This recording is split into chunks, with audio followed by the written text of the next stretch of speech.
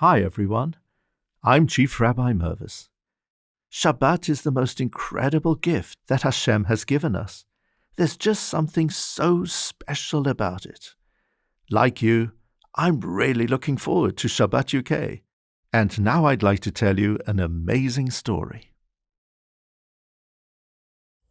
The leader of the Jewish people during the times of the Mishnah, 1,800 years ago, was Rabbi Yehuda HaNasi, known popularly as Rebbe.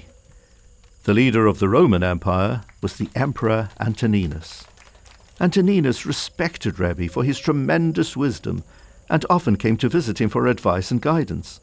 But Antoninus did not want his subordinates to know that he was taking advice from a rabbi, so he visited Rebbe discreetly at home.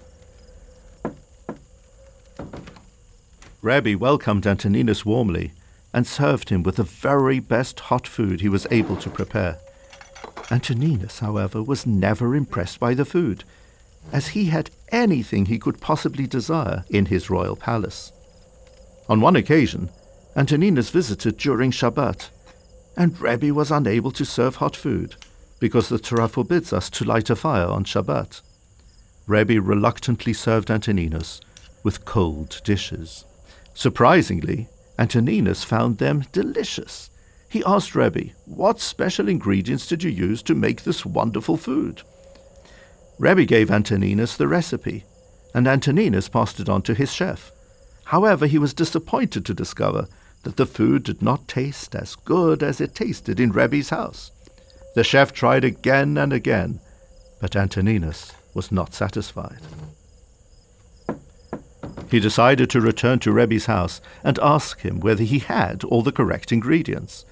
Rebbe replied, "Your Royal Highness, I'm afraid that you are lacking a key ingredient which you do not possess in your palace." The emperor asked, "Is it possible that the royal pantry lacks anything? Tell me what I need, and I'll command to have it brought."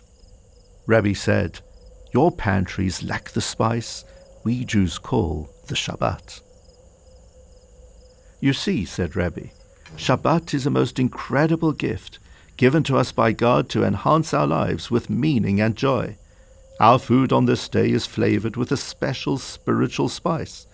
Our Shabbat makes the food tasty and gives us lots of joy." After that, Antoninus returned many times to eat and enjoy the delicious Shabbat food and the wonderfully happy Shabbat atmosphere in Rebbe's house.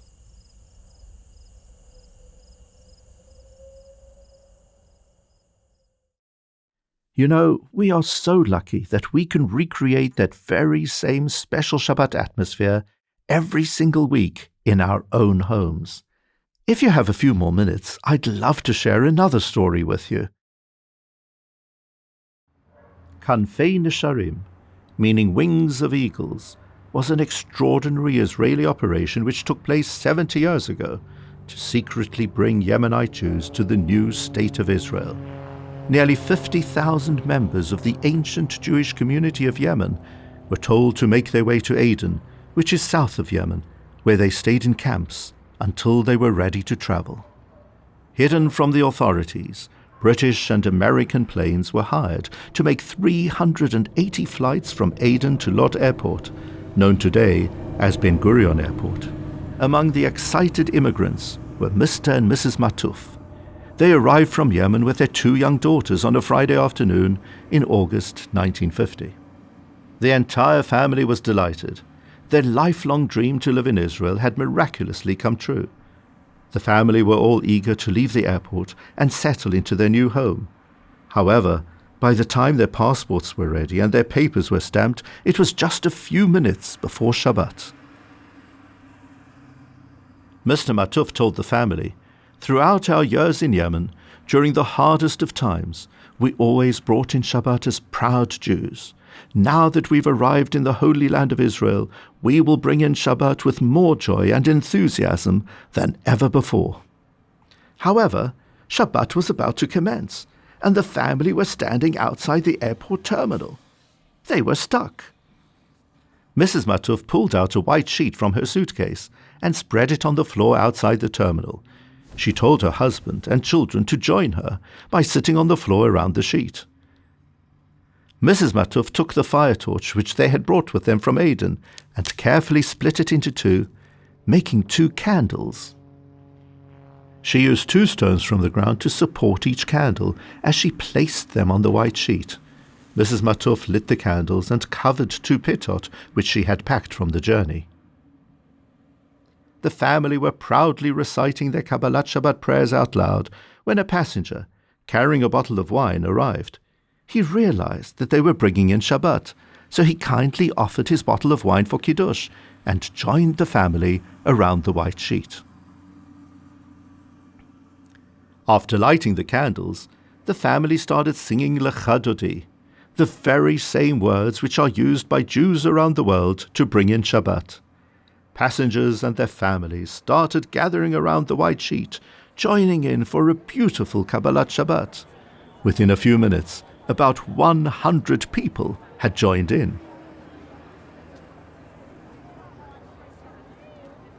After the Kabbalat Shabbat prayers, Mr. Matuf proclaimed, "Shabbat with the people of Israel in the land of Israel. Welcome home." Then, incredibly, people started filling the white sheet with food. They were taking out whatever they had in their bags: cakes, biscuits, fruit, snacks, and drinks. Within a few minutes, the sheet was full of food and drink, and Mr. Matuf made kiddush on the wine and hamotzi on the pitot.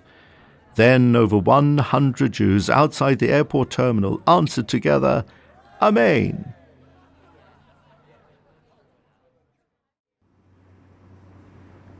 The Matuf's daughter Shemesh was a young child when she arrived from Yemen. That remarkable Shabbat experience left a strong impression on her. She settled in Lod, where she got married, and where to this day she keeps Shabbat. Inspired by her parents' Kabbalat Shabbat at the airport, every Friday afternoon she hands out 100 Shabbat candles to ladies in the city of Lod, where she brought in Shabbat with tremendous joy on arriving in Israel 70 years ago. Let us now all welcome Shabbat UK with our own very special Lecha Dodi tune.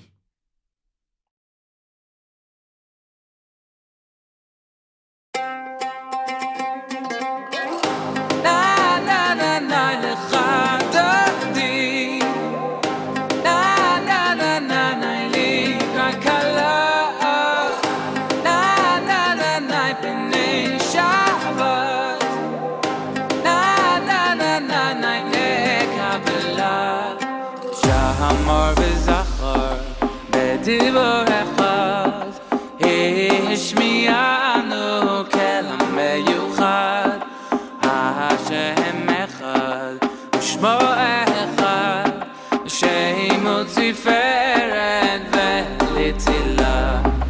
Lecha Dodi יקרא קלה, פני שבת נקבלה.